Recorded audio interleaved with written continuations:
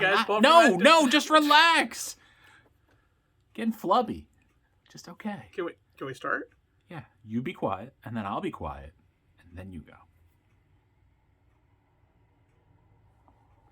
Hey guys, it's Paul from Ashen Phoenix. New comic book day for the week of January 5th. We're going to get started right now. I'm pretty sure.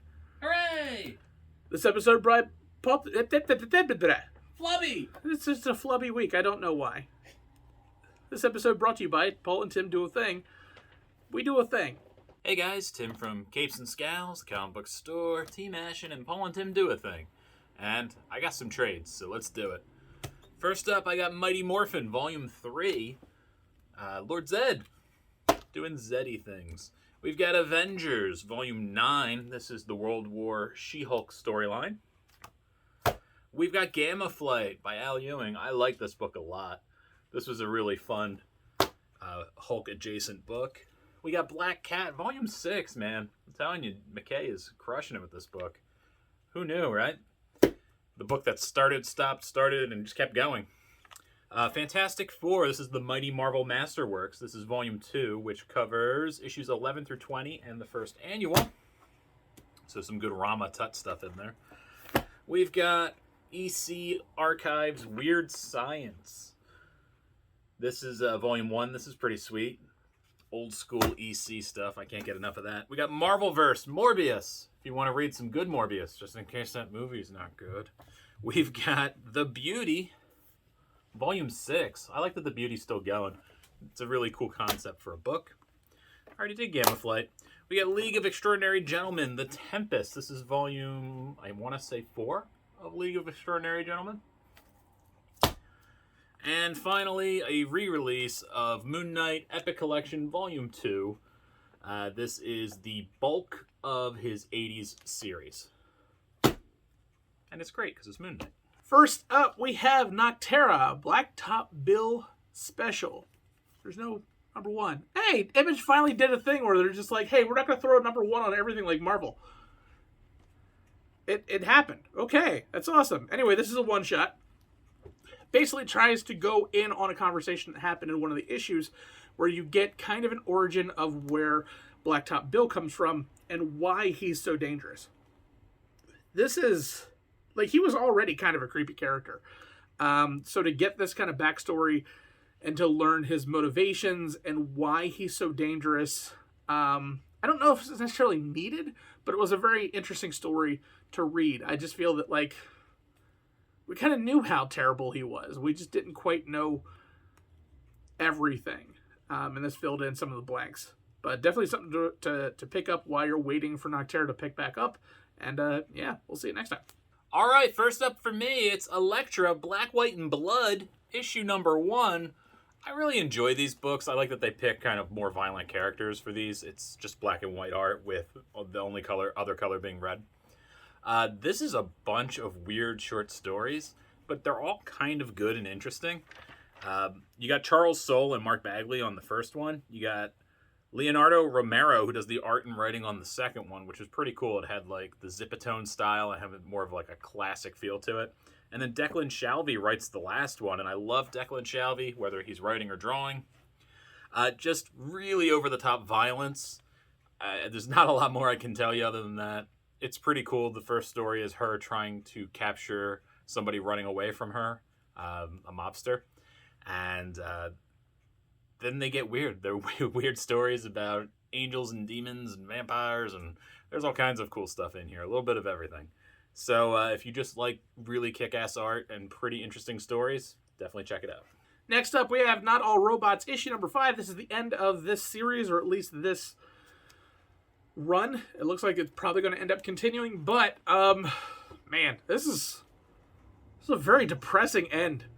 It's such a it hits entire, like, this whole series has always hit a little bit too close to home as far as its dealings with how it looks at society through the lens of a robot, and how we've basically created the robots in a hyper-fixated world, or a hyper-real world, where these people are basically doing what we do to each other. And we get to see on the other side of how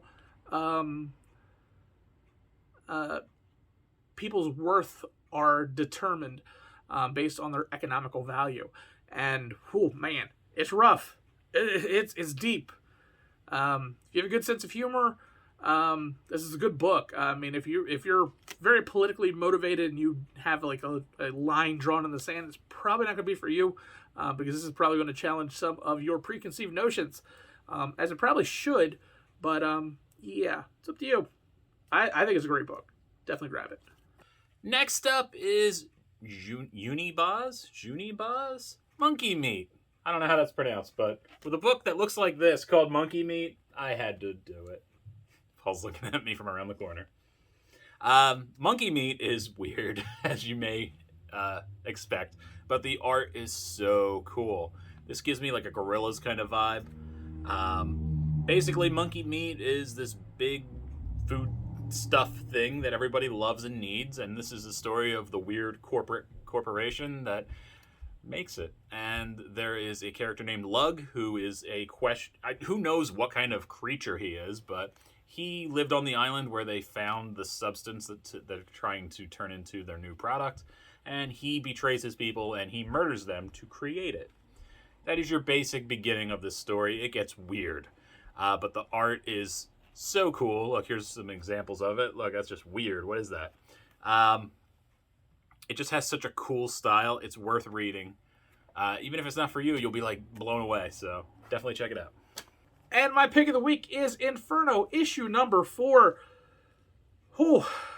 This basically kind of ends the whole House